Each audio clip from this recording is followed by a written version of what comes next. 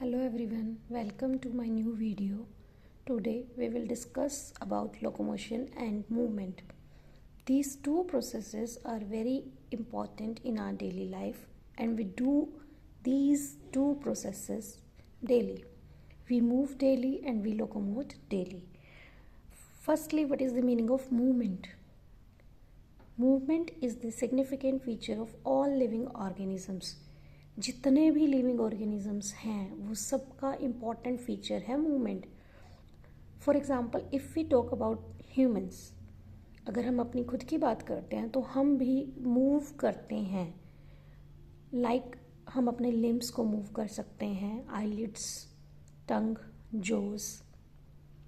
अगर हम पैरामीशियम की बात करें तो उसमें सीलिया प्रेजेंट होते हैं मूवमेंट के लिए. जो सीलियाँ हैं वो मूव करते हैं जिसकी वजह से वाटर और फूड वगैरह उसकी बॉडी के अंदर आता है. स्पम्स और यूग्लिना के अंदर फ्लैजिला प्रेजेंट होते हैं मूव करने के लिए.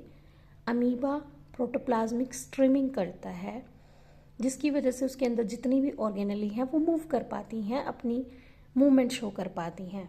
आपने अमीबा हमेशा पढ़ा है कि अमीबा जो है अमीबॉयड उसकी शेप होती है. सूडोपोडिया यानी कि फॉल्स फीट उसके अंदर प्रेजेंट होते हैं, ठीक है. और उसके अंदर जो साइटोस्केलेटल एलिमेंट प्रेजेंट होता है माइक्रोफिलामेंट का, बेसिकली जो एक्टिन फिलामेंट का बना होता है. तो अमीबा क्या करता है, इसके अंदर जो प्रोटोप्लाज्म होता है उसको मूव करता है जिसकी वजह से अंदर की ऑर्गेनेलीज की भी मूवमेंट होती हैं. हाइड्रा में सिमिलरली टेंटिकल्स प्रेजेंट होते हैं मूव करने के लिए. देन आती है लोकोमोशन की बात. लोकोमोशन का मतलब है ऐसी मूवमेंट जिसकी वजह से हम अपनी लोकेशन को चेंज कर सकते हैं. Movements that changes location of an organism. किसी भी ऑर्गेनिज्म की मूवमेंट अगर चेंज हो रही लोकेशन अगर चेंज हो रही है that is because of movement, ठीक है. जैसे कि हम लोग लोकोमोट करते हैं. लोकोमोशन का मतलब अपनी पोजीशन को, अपनी लोकेशन को चेंज करना. अगर मैं सपोज एक जगह पे बैठी हूँ, मुझे वहाँ से उठना पड़ेगा, चलना पड़ेगा, तभी मैं दूसरी जगह पे जाके बैठूँगी. तो वो क्या है, लोकोमोशन है. मेरी पोजीशन, मेरी लोकेशन चेंज हो रही है.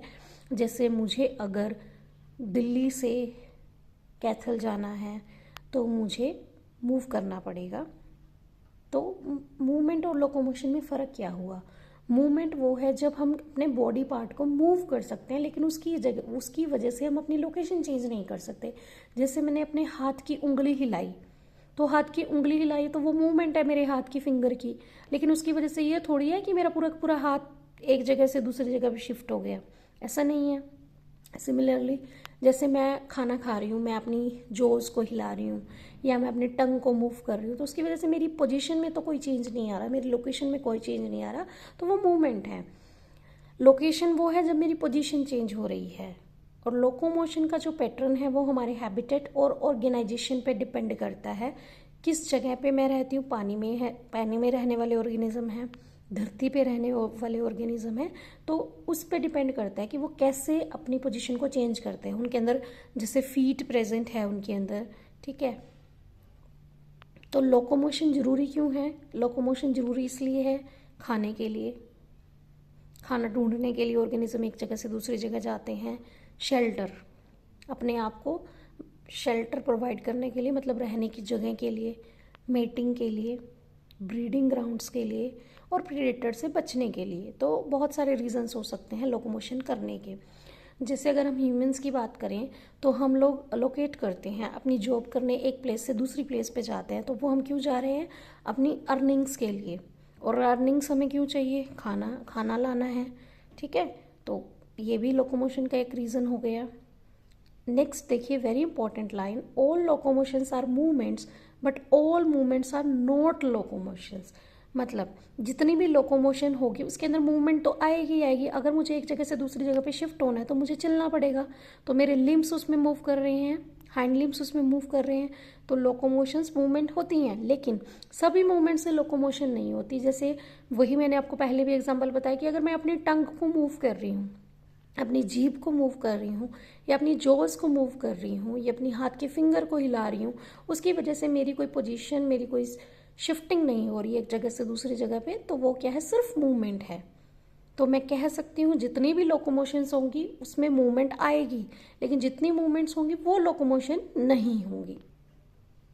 जो स्ट्रक्चर होते हैं मूवमेंट और लोकोमोशन के लिए, उनको एक दूसरे से अलग होने की ज़रूरत नहीं है।